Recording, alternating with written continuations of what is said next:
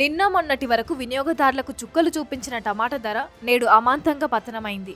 గిట్టుబాటు ధర లభిస్తుందన్న ఆశతో పంటను సాగు చేసిన రైతులకు ఈసారి నిరాశ ఎదురైంది. మార్కెట్ యార్డుకు భారీగా టమాటా పంట చేరుకోవడంతో ధర అమాంతం పడిపోయింది. కర్నూలు జిల్లాలో టమాటా పంటను అత్యధికంగా పండిస్తారు. గతంలో టమాటా ధర 50 రూపాయల నుంచి 100 రూపాయల వరకు పలికింది. దీంతో రైతుల కష్టాలు తీరి లాభాలు వచ్చాయి. అదే అదునుగా భావించిన రైతులందరూ పెద్ద ఎత్తున టమాటా పంటను సాగు చేశారు. దిగుబడి బాగా పెరిగిపోయిన నేపథ్యంలో ఒక్కసారిగా ధర పతనమైంది. ప్రస్తుతం మార్కెట్ యార్డులో కిలో 5 రూపాయల నుంచి 10 రూపాయల వరకు పలుకుతుంది. ధర ఈ స్థాయిలో పడిపోవడంతో రైతులు తీవ్రంగా నష్టపోతున్నారు. దీంతో లాభాలు తెచ్చిపెడుతుందనుకున్న టమాటా రైతును అట్టడుగు స్థాయికి తీసుకుపోయింది. ఉమ్మడి కర్నూలు జిల్లాలో సాగు చేసిన టమాటా పంటను కర్ణాటక, తెలంగాణతో పాటు ఇతర రాష్ట్రాలకు ఎగుమతి చేస్తారు. ఇంత డిమాండ్ ఉన్న టమాటా పంటను ఈ ఏడాది కూడా రైతులు అత్యధిక స్థాయిలో సాగు చేశారు.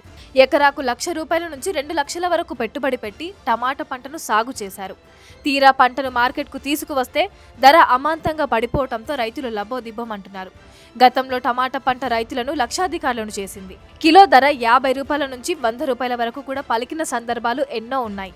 అయితే ప్రస్తుతం దిగుబడి బాగా పెరిగిపోయిన నేపథ్యంలో పత్తికొండ మార్కెట్ యార్డులో టమాటా ధర భారీగా పడిపోయింది. కిలో టమాటా ధర ₹1 పలికిన సందర్భాలు ఉన్నాయి. అయితే జిల్లా కలెక్టర్, ఇతర అధికారులు జోక్యం చేసుకుని గిట్టుబాటు ధర వచ్చే విధంగా చర్యలు తీసుకున్నారు. ప్రస్తుతం కిలో టమాటా ధర ₹5 నుంచి 10 రూపాయల వరకు పలుకుతోంది. ఏదేమైనా మార్కెట్ యార్డులో టమాటా రైతులకు మాత్రం గిట్టుబాటు ధర లభించడం లేదు. 6 కాలం శ్రమించి పండించిన పంటకు గిట్టుబాటు ధర లేకపోవడంతో రైతుల ఆవేదనతో టమాటాలను అమ్మలేక రోడ్డుపై పారబోయాల్సిన దుస్థితి నెలకొంది. ఉమ్మడి జిల్లా వ్యాప్తంగా టమాటా సాగు చేసి నష్టపోతున్న తమను ఆదుకోవాలని రైతులు కోరుతున్నారు. దళారుల వల్ల గిట్టుబాటు ధర రావడం లేదని రాష్ట్ర ప్రభుత్వం స్పందించి రైతులకు గిట్టుబాటు ధర కల్పించాలని ప్రభుత్వాన్ని వారు కోరుతున్నారు.